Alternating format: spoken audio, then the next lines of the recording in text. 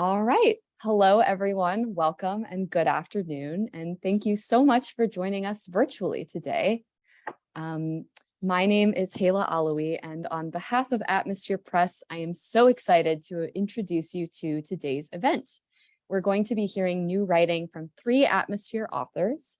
Nancie Wiseman Attwater will be reading from A Caregiver's Love Story and Reference Guide, which was released May 22nd. Jill George will be reading from The Light Among Us, the story of Elizabeth Carne, Cornwall, which was released on August 9th, and Tricia Johnson reading from Sway, which was released September 13th. All 3 authors' books can be purchased both from online retailers and from select bookstores. And of course, the books can be ordered on Atmosphere Press's website, and that's at atmospherepress.com/books. And then I'll also put some links in the chat here for you so you can check those out. At the end of the event today, we're also going to have some time for any audience questions. So throughout the readings, if you have a question for our authors, go ahead and type that in the chat and we will make sure it gets asked. And then during the actual reading, please make sure to keep yourselves muted just to keep any extraneous sound at a minimum. But in the meantime, do feel free to use the chat for any praise and comments that you'd like to share. And then one last note before we get started, we at Atmosphere Press appreciate your support today and always. If you have a manuscript of your own, we would love to read it. Feel free to submit your work to books@atmospherepress.com. Again, thank you so much for tuning in and supporting Nancie, Jill, and Tricia today. Let's start off with our first reader, who will be Nancie Wiseman Attwater. Nancie is a retired critical care nurse, nationally known needlework teacher, and author of 14 books. Her nursing education and training, as well as compassion for the terminally ill, have created this reference guide for caregivers. It is a long and loving look at caring for her husband as he progresses through his illness, many hospitalizations, and entry into hospice care. She has shared her personal experiences and coping skills to create a book full of down-to-earth guidance when one is faced with the death of a loved one. With humor and empathy, she expertly discusses all aspects of the diagnosis of a terminal illness to planning the funeral and dying with dignity, all while giving advice on keeping one's own soundness of mind. Nancie lives in a small community in Northern California with her dog, Grace. Take it away, Nancie.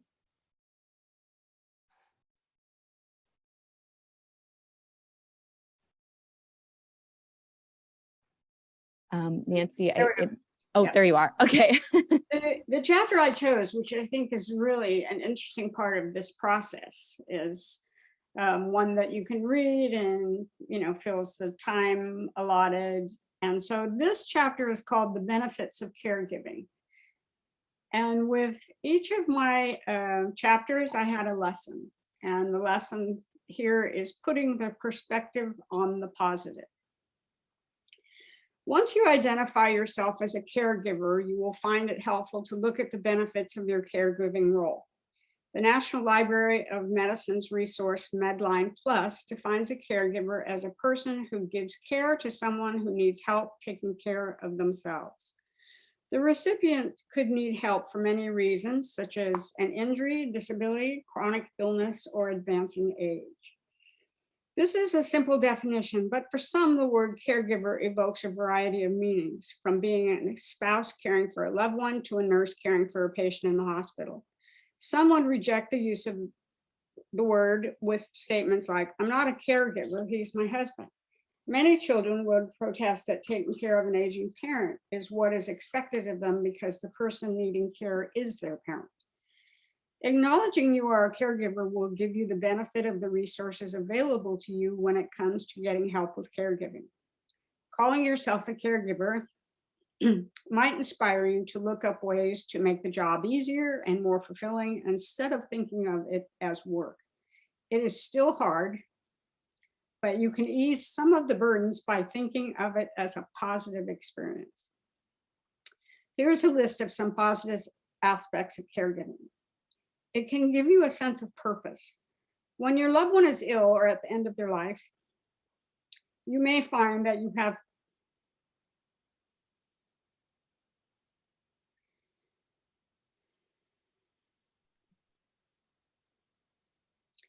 feelings of hopelessness,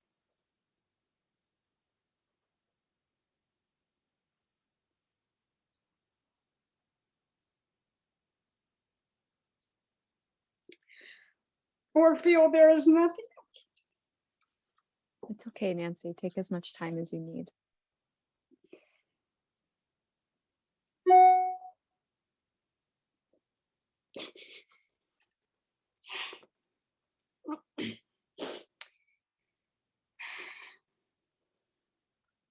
You have feelings of hopelessness or feel there is nothing you can do to make things better for them.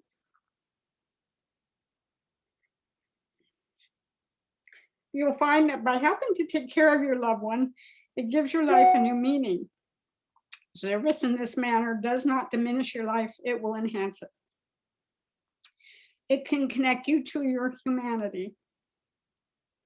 The selfless act of caring for someone else will give you a new perspective on your own humanity. It's one of the most loving things you can do.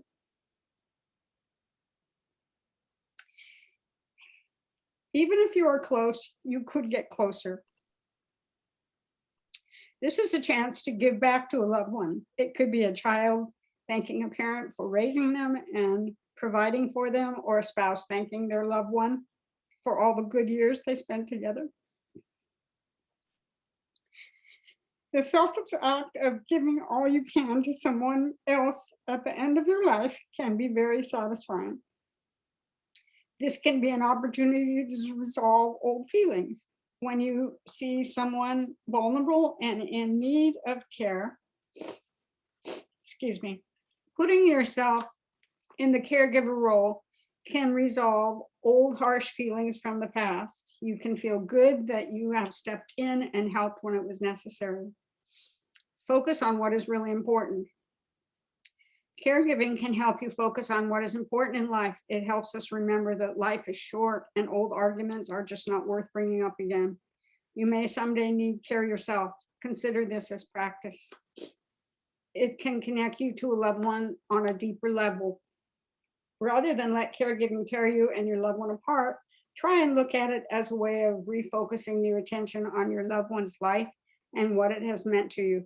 You may learn that you have limitations on what you can do for them, and you may need to do some soul searching to come up with solutions. Satisfaction in having direct conversations. The conversations about needed care, death, and dying are very difficult, but you may find that when you approach the subjects with care and concern, that you can have these direct conversations, and both you as the caregiver and the recipient of your care may express feelings you never thought you were brave enough to talk about. Teach future generations what is important. By caring for someone else, the children that may be involved, whether they be your own nieces or nephews and friends, will see that in the future they are better prepared to take on a caregiving role if they see a positive outcome for both the caregiver and the cared for. Despite all these benefits of your caregiving role, it will be the hardest job you will ever have.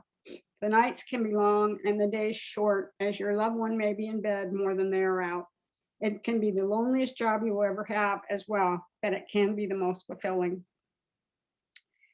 There are days that I will say to you, I hate this job. It's hard, I get tired, and I wish I didn't have to do it. But that doesn't change anything. I have long talks with myself about continuing to keep Bill comfortable and out of the hospital. Yet I wonder who will do this for me.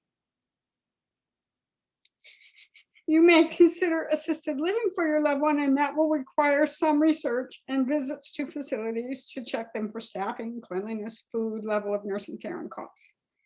This will be another hard decision, but hopefully if you do decide to move your loved one to a care facility, you will have peace of mind that you have made the right decision.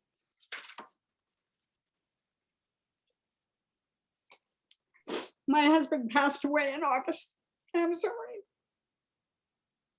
No, you're totally fine, Nancy.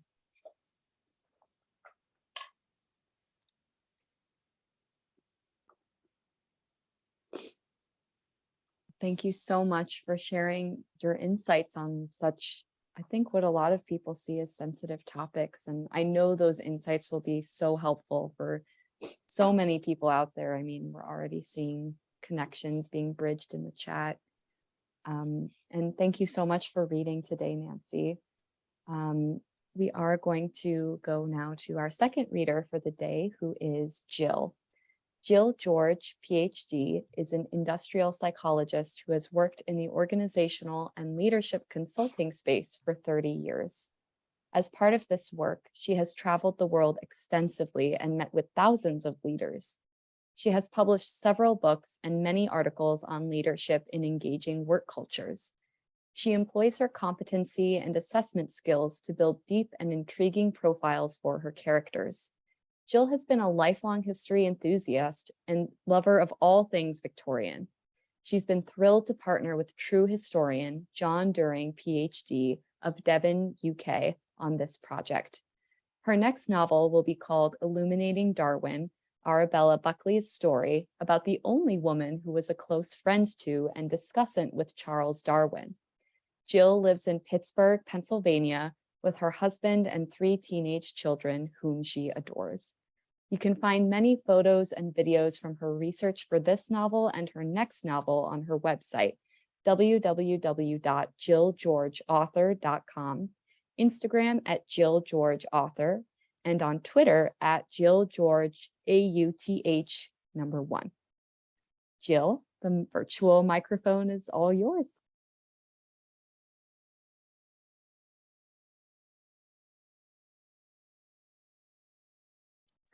Can you hear me? Yes. I just wanted to say that, Nancie, I just went through that with my mother. She passed away from stage 4 cancer in August. And everything you're saying is very true. And I'm really nodding over here on my end at all the insights you provided. And it's a very important work that you've done. So thank you. And I'm sure everyone would join me in saying we're very sorry for your loss. And I'm sure your husband thought you were one of the most wonderful people to be so devoted to him. And I was going to read something happy from my book, and I am actually so overcome by your reading that I can't even find it in my book. So I'm just going to open the book and read something. I'm sorry, I can't find what I was going to read. So I'm going to take you back to Victorian Cornwall, which, as you know, everybody, it's in the southernmost part of England. In fact, it's called the Land's End because that's where land ends. It's just gorgeous cliffs and rocks and ocean. And we're in July 1836. And I'll show you the cover of my book so you can get a sense. I was going to read that actual chapter that goes with that picture, but I'm just a little discombobulated. Nancie, you just really threw me with all your emotion, and I can so appreciate what you said. So I'll just read this. We're in chapter 8, and this one's called Journey. And it says, it's the largest turnout for anything Cornwall has ever seen, I exclaimed under my breath to my sister Caroline. Chapel Street is lined with people on the way to the house, and there are 24 carriages outside, some standing on Key Street as well, Miss Anne said. It's astounding. That many? That is more than I was expecting, I gasped, looking out the parlor windows toward the street. He has been a towering strength for us all, for the whole community, Bess. He will be missed. God rest his soul, Father said quietly. All the establishments in town are closed for the funeral, Mr. Fox said quietly to Father as we were gathered in the parlor around Grandfather's coffin. However, I dare say more business dealings will be conducted today than in the last 2 months. We turned to greet our dear family friends, Mr. and Mrs. Bolitho, whose family they were also bankers in our area of East Cornwall and whom we had seen at, hold on 1 second, at the St. Mary's opening festival. They'd also come inside the parlor to pay their respects.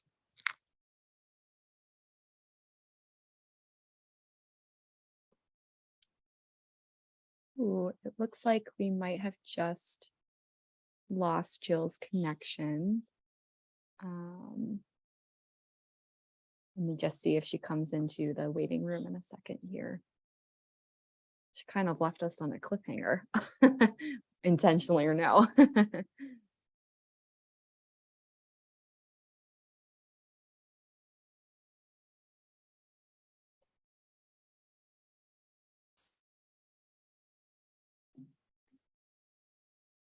Okay, well, I think maybe the best thing would be to see when Jill's able to come back in, but in the meantime, I'm thinking, Tricia, it would be a good idea to kind of move into your poetry here. And then, of course, once Jill is able to make it, we can have her finish her reading after the poetry. So with that, our maybe second, maybe final author for the afternoon is Tricia Johnson. Tricia is a poet wishing to share her work with others using the written word to embrace the essence of life. She is a retired teacher and lives in the beautiful hills of Pennsylvania with her husband and 2 sons. Her published work includes the poem Living with Lupus, which appeared in Still You, Poems of Illness and Healing from Wolfridge Press 2020, and her debut book of poems, Whirl Away Girl, which was published by Atmosphere Press in 2021.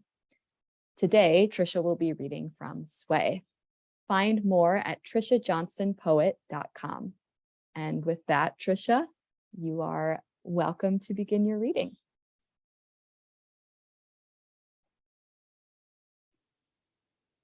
Okay, can you hear me?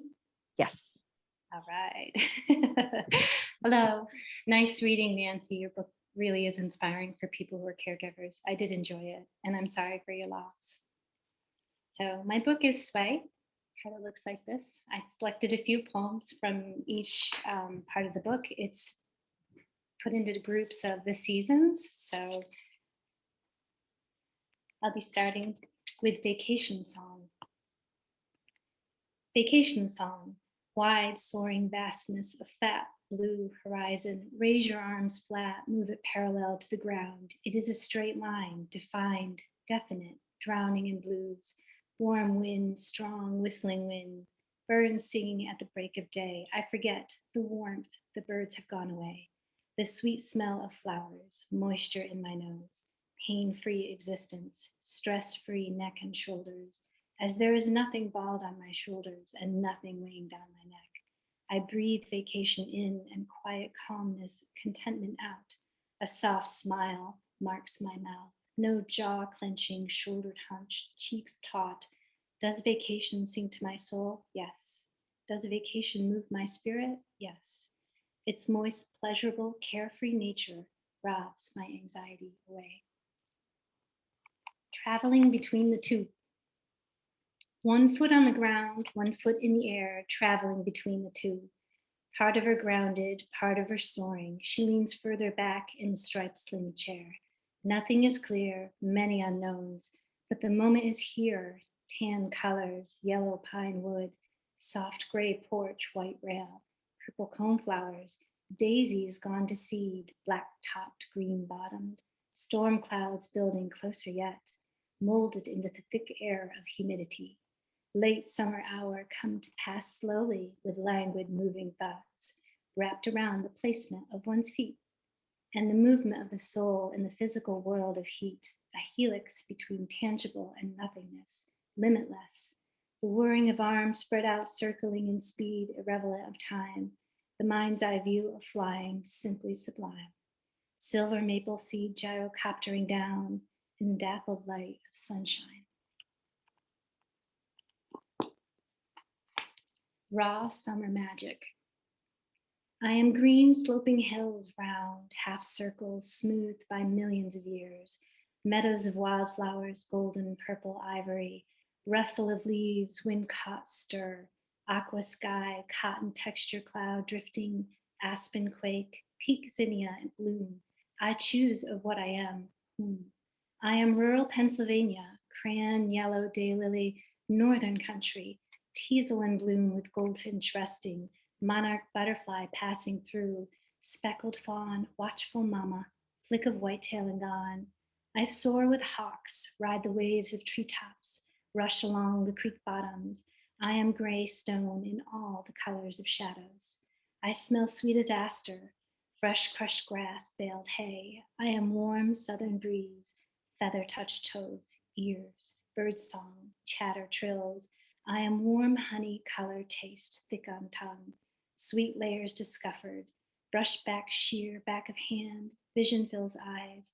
I am blue sky filled with whipped cream dollops, pure, raw, summer magic.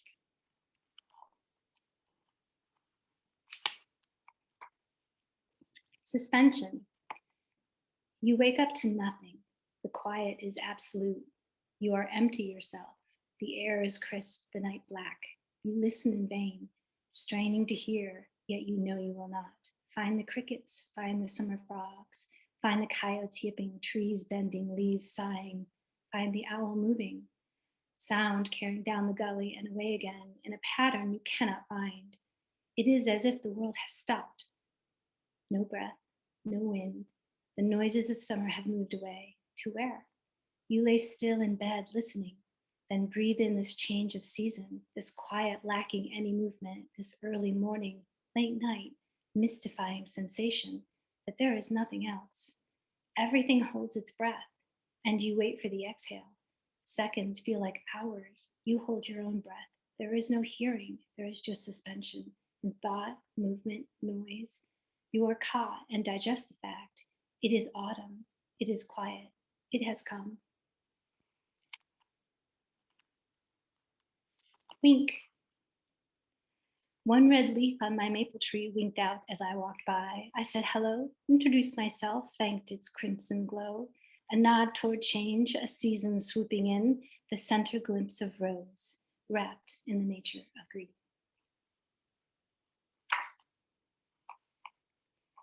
Quilts and autumn spreads. Turn the corner, face north, the wind curls down your body. You realize it is late autumn, the warm reprieve, unprecedented temperatures over. Your pace quickens to chase away the chill that teases your fingers and exposed skin. Winter is coming, the trees barren, tucked in with leaf blankets, colorful quilts and autumn spreads. The runoff from yesterday's rain stops you, deserves a second glance. Is it frozen? Is that ice? It flows in patterns reminiscent of cold. Your oak trees beckon, the sentinel, your protection, watch, your wisdom. The second up through branches, up to sky, your eye traces its reaches. Leaves catch the breeze wave, slight to faster. There are fewer now, change. From uncharacteristic warmth to comfort of chill at normal, a walk in time of season. Winter moon. The moon and I face to face, the clouds separate. Around her full open eyes, she sees me. Through the colors, grounds me to the earth. The clouds are moving fast, flying south. As the geese earlier, an inverted V. Black sky, white orb. How is that done? Everywhere overcast, except just there. I stare on, warm hands, palms, pass up the inner workings, mysterious of being. Breathe deeply in, release, lighter. As the perfect crystals touch my cheeks, the fire illuminates. Its heat crashes with the cold. Pearl gray dawn. A snowstorm comes in so quietly, you wake up to the silence, and somehow your soul knows through the pearl gray dawn that it is snowing, so much movement, so much falling, yet nothing, no sound. Constant multitudes of energy whisper quiet. I love the silence of a snowstorm. It says just now, be still, watch without hearing, see by the color of a cool morning bedroom that it has begun. Half of me. My feet and mind at distance. One is here, one the other. Is it artistic driven? The quality of dreams walking, immersed in the nature of now. The rapture of spring about, squished deep in mud path. Green so bright, my eyes sing. Half of me floats on about. Half of me walks the yard path, scattered as my daffodils. Golden thoughts seen at distance, beautiful aroma stored. I am in the small wells of water strewn about the yard. The redbud blossoms, umbrella-shaped dots to sky, the cold feel of puddles and mud, through spring rubber, individual blades of grass, sharp in color. Half of me is lost to senses, half of me slow in walking, stiff of body, lack of breath, around the curve, south by east, heavy feet grounding. And my last selection, Johnny Quill. The hazy, low-hung clouds of morning have decided to blow away. The shadows brighten on the page. Blue sky promise westward horizon. Has the chill run away? A bit of warm-up for this day? The snow-bent daffodils need the warmth, a breeze to dry the soggy earth, sunlight to lift the late snow blues that came in late April. Lift up to blue, breathe, release, seize the springtime, rejoice and live. The ground grows green, the flowers emerge yellow, golden Johnny Quill. A hyacinth pink, sunshine yellow for Cynthia. Red buds on trees bursting eager. The slow warm-up sings in the blood of everything, everyone. We are running with the water down the ridge, singing with the robins clear one-note songs. High vibrations stir the world to action. The resting time has done. And so this new world becomes. Thank you. Thank you, Tricia. I really loved that line from the last poem that you just read, the line, sings in the blood of everything. It makes me feel like I'm outside and living in nature and experiencing it all. So it's just such gorgeous imagery. Yeah, thank you so much for reading. You're welcome. Of course. I did receive an email from Jill, and she let me know she's having trouble rejoining the Zoom meeting. So she has asked me to continue her reading on her behalf so that you can all still experience the story of Elizabeth Carne. So I will begin pretty much right where she left off here for a few moments.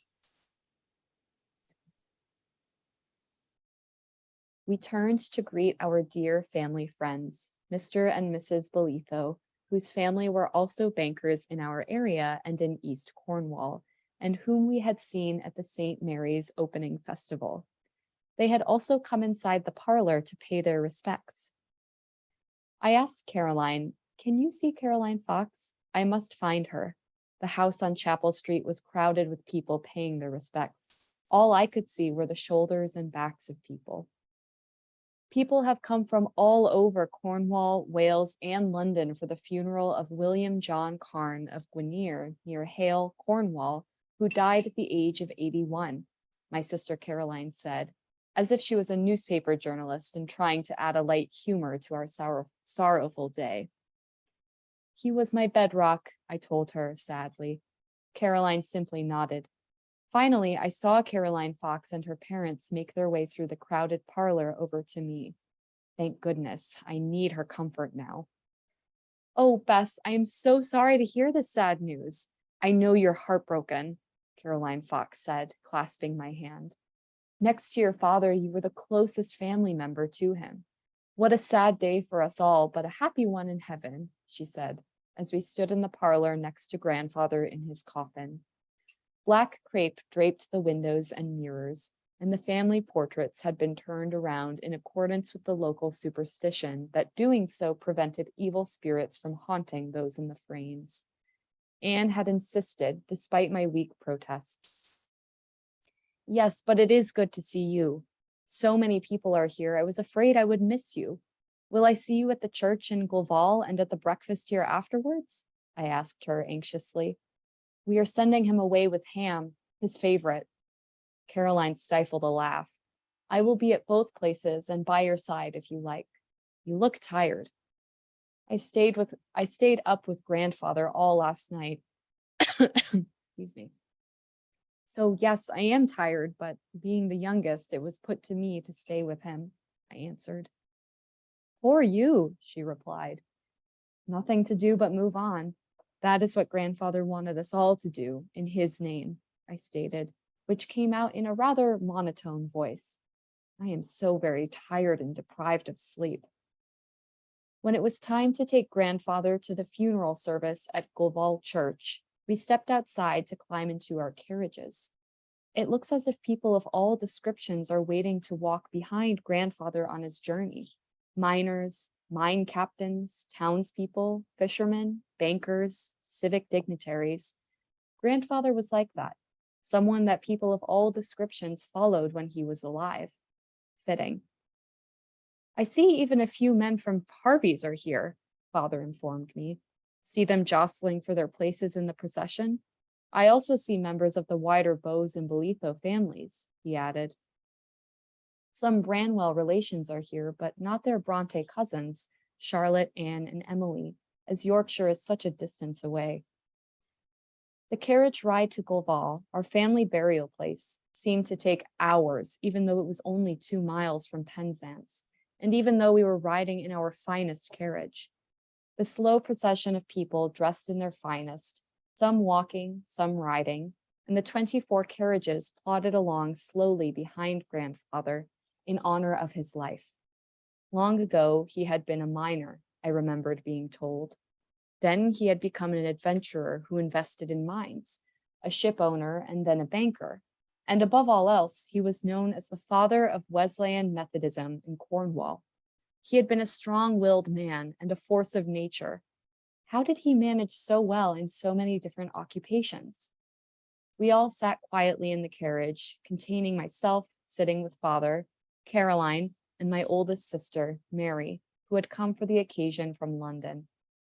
I imagine we were all wondering the same thing, that being, what would a future without grandfather mean for each of us? After the interment, mourners milled around in the churchyard. Mr. John Stuart Mill walked slowly up to Caroline Fox and me. My sister Caroline was standing next to us. My deepest condolences to you and your family, Miss Carne. I simply nodded. I would like to converse with him, but I feel drained of energy at this point. And what will you write about this grand event in your diary, Miss Fox? He asked. I will say it was the most solemn and most well-attended gathering in all of Cornwall, Caroline replied. Quite true, Miss Fox. I say, Elizabeth, I did find your reply on the schooling of women and men at home to be very logical with enlightened reasoning. Thank you for your many consequential and deep responses. I hope to receive your point of view on the subjugation of women and the implications for society. Shall I write to you with my position on that? It seemed to me that Mr. Mill wanted to take advantage of seeing me face to face for his additional requests, as many of the authors, bankers, politicians, and scientists in the crowd were also doing with father and amongst themselves. Yes, of course, I would look forward to such a distraction, Mr. Mill, I replied. Mr. Mill tipped his hat to all three of us. He has only aged slightly, and he's still a charming, thoughtful man. Following close behind him was John Sterling, a very handsome man with a fine, chiseled face. The Sterlings were long-standing friends of both the Carne and the Fox families. I considered him to be almost an older brother. He is a highly educated author whom I admire, both for his intellect and also his courage to endure his struggle with tuberculosis. I enjoyed your lectures at the Royal Cornwall Polytechnic Society, Mr. Sterling, Caroline Fox said. I hope we will benefit more from your oratory skills in Falmouth. Indeed, that would be my greatest wish as well. My sincere condolences, Miss Carne, for your enormous loss, he added. Thank you for your kindness in attending today, Mr. Sterling, I replied. I quite enjoyed your last draft of poems and would like to see more if you have them. It would be my pleasure, Miss Carne, he smiled, happy to receive my request. We stood facing the church on the lower grassy terrace, underneath many enormous trees that provided much needed shade. Flower beds adorned the sides of the church and provided beautiful contrast to the many ancient headstones, which reminded us why we were here. And I will finish the reading of Jill's work there. And hopefully that sort of gives you all a sense of all the duties that Elizabeth, who was a real historical figure, had to address, and that Jill was able to research and write about in her book. So we've got a bit of time here for our audience Q&A. So if you have a question, go ahead and type it in the chat and I will make sure it gets asked. While everyone's sort of thinking about that and coming up with questions, I actually have a question for both Nancie and Tricia. And I just was wondering, because on the surface level, actually all three of these books sort of seem quite different, especially we have nonfiction, we have fiction and poetry. But what I love about each of them is that they all require a level of sensitivity and introspection and tackling, these themes that take a lot of thought and, care to certain degrees. So I was wondering for both of you, what was the most gratifying part of your writing process? Was it having a sense of catharsis or an excitement to put thoughts from inside your head down on a page, something else? I'd love to hear that from you guys. Oh, Nancie, I think you're still muted here. I said, go ahead to Tricia. Oh.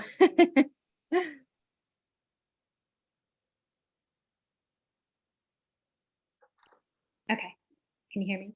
Yes. So the most rewarding part of the process, I think each piece plays a significant role in when you're writing. When I'm able to capture that line that just kind of falls out of my mind onto page, is such a great moment when they come together, because truly in my poetry, I think the line before always feeds the next.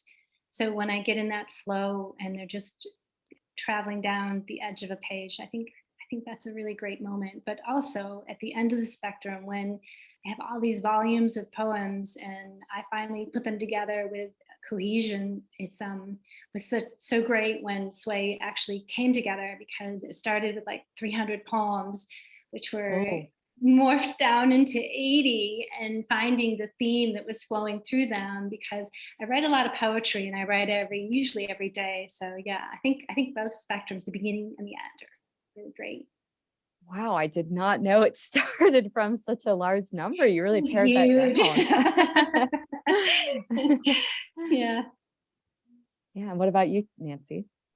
For me, writing is my therapy a little bit. I tend to ruminate over things quite a bit. And if I get them out of my head on paper, it helps me to clarify and clear things up, and as best I can. It's probably a little cheaper than therapy, but I used to write poetry in high school. In fact, my 50th high school reunion, they had my poetry all over the tables. And I hadn't written poetry in a while until I saw Sway, and it's sort of inspired me to maybe put some of my thoughts about what it's been like for the last 5 years into poetry. But it truly, I haven't written in 2 months. And I said to somebody yesterday, I have got to just write a story. It doesn't have to be about Bill or anything that happened, or I just need to sit and write a story and just maybe get into another world. And it's always been therapeutic to me. Just, I never considered it work. And I consider editing work. I don't consider the writing work, but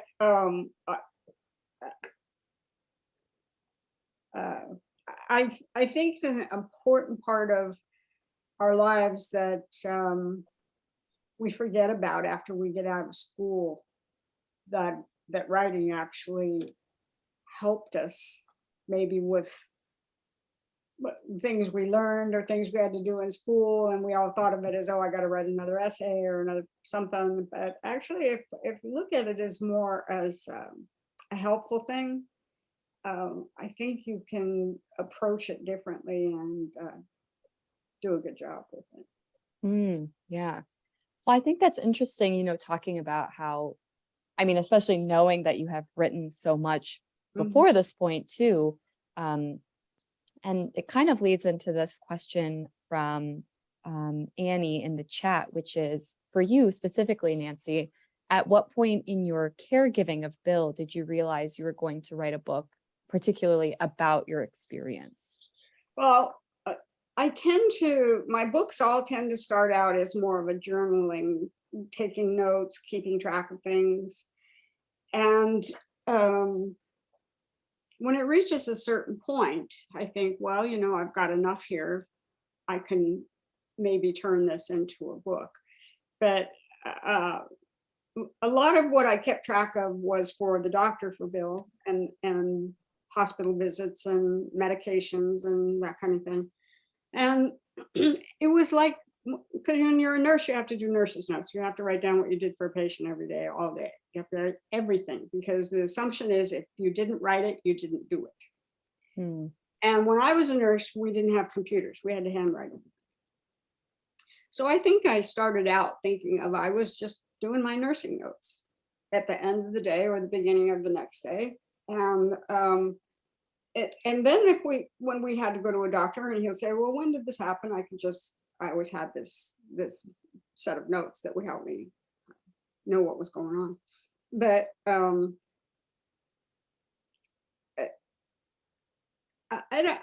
can't say that I look at it and say, okay, I've got 10,000 words, it's a book. I mean, I can't do that. It just sort of happens. And then when I decide it's going to be a book, then it becomes a big project. I got to do this. I'm working on it every day as much as I can. I didn't get a lot of sleep, so I did a lot of writing at night. And it was better than drinking wine, probably. Well, it's definitely, it makes a lot of sense hearing that response, because I remember when we first started working on publicity for your book, it was this big question, like, where do we categorize this book? Because it's part self-help, it's part how-to, it's part like memoir, and all of these different elements. But I think that makes it feel really three-dimensional. So yeah, that makes a lot of sense. My book before this one is actually called Jail Journal, and it started out as a journal that I taught in a jail of my stories. And it was the exact same sort of style, and just writing things down and then deciding that maybe I can make it into a book. Right, that organic start for sure. Mm-hmm. Tricia, we also have a question for you in the chat, also from Annie. She'd like to know, do you see your poems as a whole when you sit down to write them? Or do you have only this vague idea and then sort of discover the rest as you're writing? I never see the whole poem when I'm going to write. When I write, normally it's, I'm still old fashioned. I like pen and paper. I like the feel of paper. And so I tend to take my journal outside, on my deck, on my porches, in my yard, wherever. And sometimes it's just capturing how I'm feeling, starting with a line that just pops in my head. And sometimes it's wanting to just capture exactly the moment now that I'm in, what I feel, my senses, what's happening around me, so that someone else could just be in my shoes, and stand where I'm standing and experience what I see. And going back to Nancie as well, I mean, my writing for my original book really began as therapy. I had written through high school and everything, but it kind of stemmed from there and flowed outward to where I am today, writing more nature poetry. So yeah, I never see the whole thing. It's really driven line by line. Gotcha. Yeah, I'm always curious how the process looks for writing poetry, because it's one form that really intimidates me personally. So yeah, I think it's really illuminating to hear poets talk about that. So if anyone has any more questions, we've got a little bit more time here, so you can throw those in the chat, and I'll give it a couple moments in case anyone needs to type something up. Or Tricia and Nancie, if you have questions for each other, you can also ask those. I guess you could skip the chat step and just ask. There you go. Yeah. So now are we going to have poetry about your new dog? Maybe. Big poetry about a big dog. I know. For those watching, I adopted a Saint Bernard puppy today. I just brought him home today. I know. We lost our dog over a year ago to old age, and he was a Bernese Mountain Dog, and it was very difficult to, they're members of your family. And so bringing him home today, I think my smile was miles wide. I was so happy.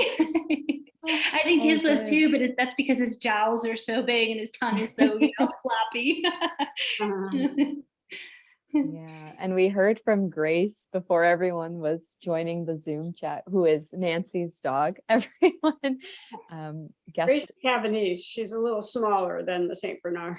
Oh, cute. All right, well, I think that's, I'm not seeing any other questions coming in. Of course, if anyone in the audience does think of more questions, or you had something you wanted to ask Jill, you can always get in touch with us at Atmosphere. Just email publicity@atmospherepress.com. But for now, I just want to take a moment to thank you two, and I'm also thanking Jill. I'll send her an email after. But thank you so much for taking the time and being so generous with your thoughts and your experiences and your reading today. And thank you to everyone in the audience for being with us to celebrate these incredible authors. Don't forget, of course, that you can order A Caregiver's Love Story and Reference Guide, The Light Among Us, and Sway from these links in the chat. And please also consider checking out atmospherepress.com to browse our new and forthcoming releases, to sign up for our email newsletter where you can hear about more events like this one. And if it, is something you're interested in, submitting a book manuscript of your own, feel free to submit your work to books@atmospherepress.com and let us know that you attended today's event. So we'll look forward to hearing from you, and that's it. Have a peaceful rest of your week, everyone. Thank you, Heather. Thank you. Thank you. Thank you. Thank you. Bye. Bye.